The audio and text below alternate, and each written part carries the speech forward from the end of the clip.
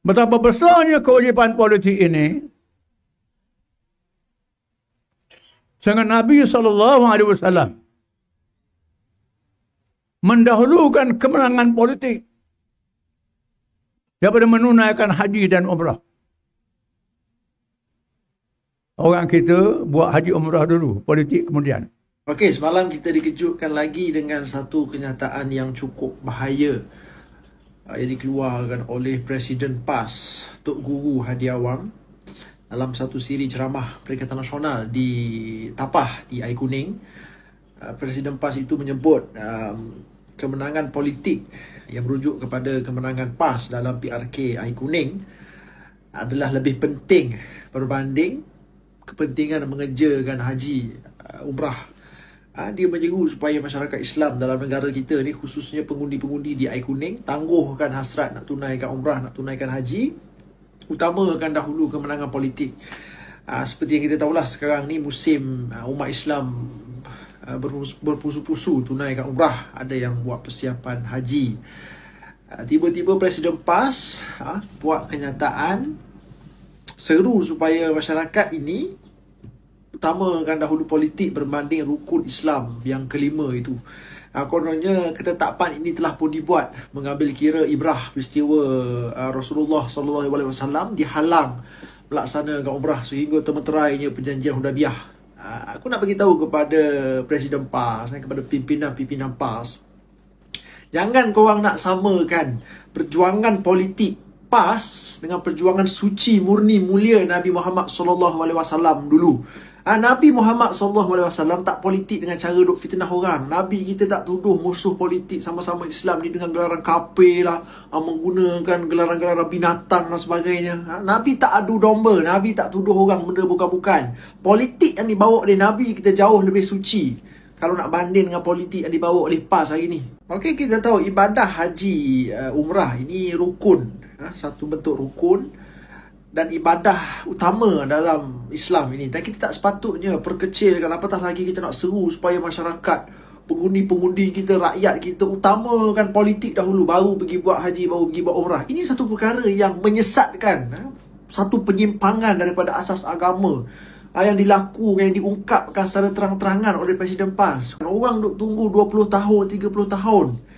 untuk dapat ni panggilan haji ni. Takkanlah Presiden PAS nak suruh batalkan hasrat, tak payah pergi umrah, tak payah pergi buat haji. Kalau dah beli tiket, batalkan tiket, burn tiket, duduk dekat Air Kuning, fokus undi PAS demi menegakkan Islam, menangkan PAS. Sedangkan pertembungan di Air Kuning ini, kalau kita tengok dua-dua calon daripada Perpaduan Barisan Nasional dengan Perikatan Nasional, dua-dua orang Melayu Islam, tak timbul soal wajib kena menangkan PAS untuk menegakkan Islam, kerana calon yang nawang PAS pun orang Melayu Islam juga. Aku menyeru supaya pihak berwajib JAKIM, Jabatan Mufti, Menteri Agama, Jabatan Agama Islam dan lain-lain pihak yang berkaitan, ambillah satu tindakan tegas terhadap Hadi Awang ini. Sampai bila kita nak biarkan Presiden PAS duk cakap, duk keluarkan fatwa-fatwa, mengarut fatwa-fatwa menyesatkan orang ni? Paling-paling kurang pun panggil Hadi Awang masuk menghadap dulu, ambil keterangan.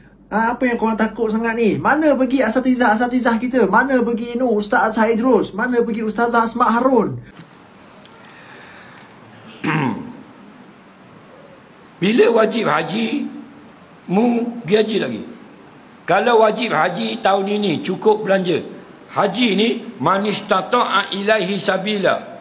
Orang yang ada kemampuan pergi, wajib pergi. Okey.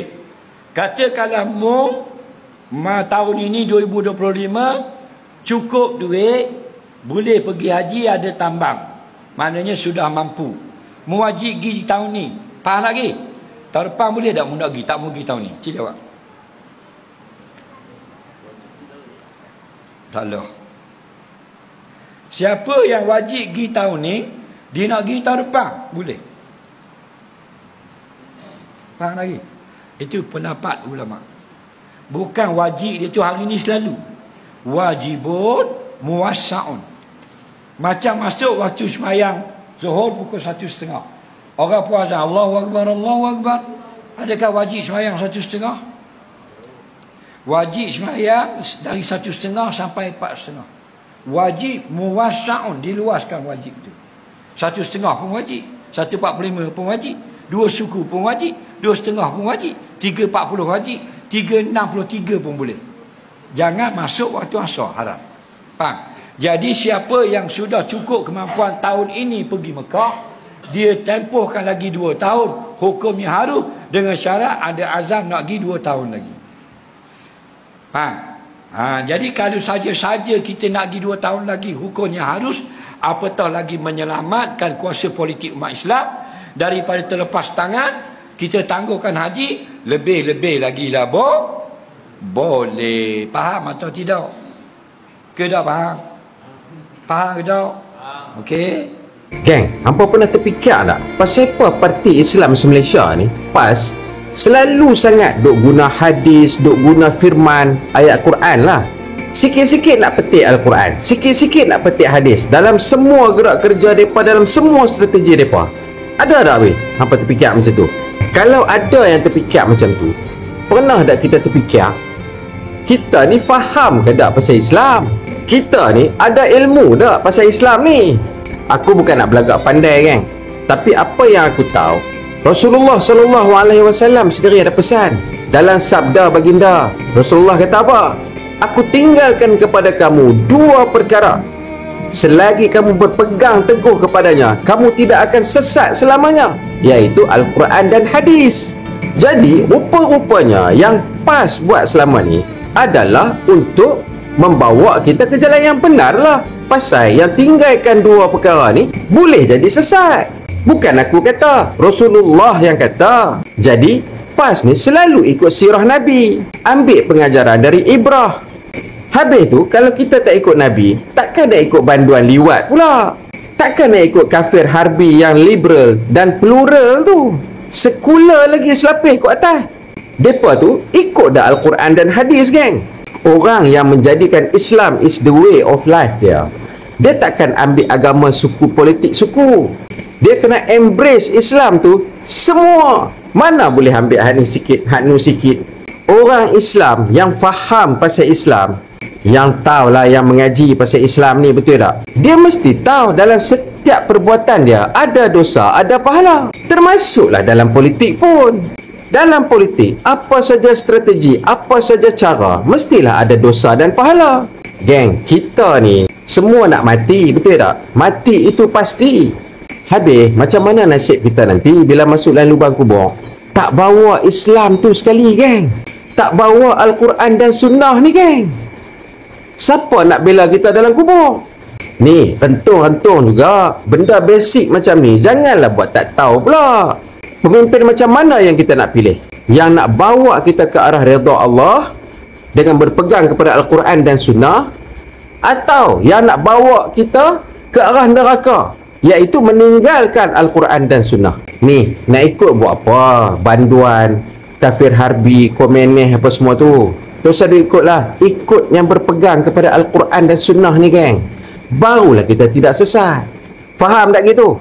Imam Syafi'i pun dah pesan, geng. Ulama dunia, dia boleh berkawan dengan puak-puak kafir harbi tu. Comolok duk sekali. Dia bukan kira ada PhD, tak ada PhD. Ulama akhirat ni yang dimusuhi puak-puak kafir harbi dan munafikun ni, geng. Apa faham tak siapa dia? Ulama warasatul anbiya. Ulama ni pewaris kepada Nabi. Nabi dah tak ada 1400 lebih tahun dah, geng. Ulama ni lah yang mewarisi ilmu-ilmu yang disampaikan oleh Nabi.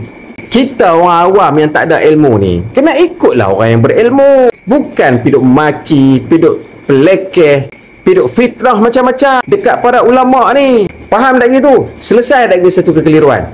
Okey? Mereka tu buat pala tahu.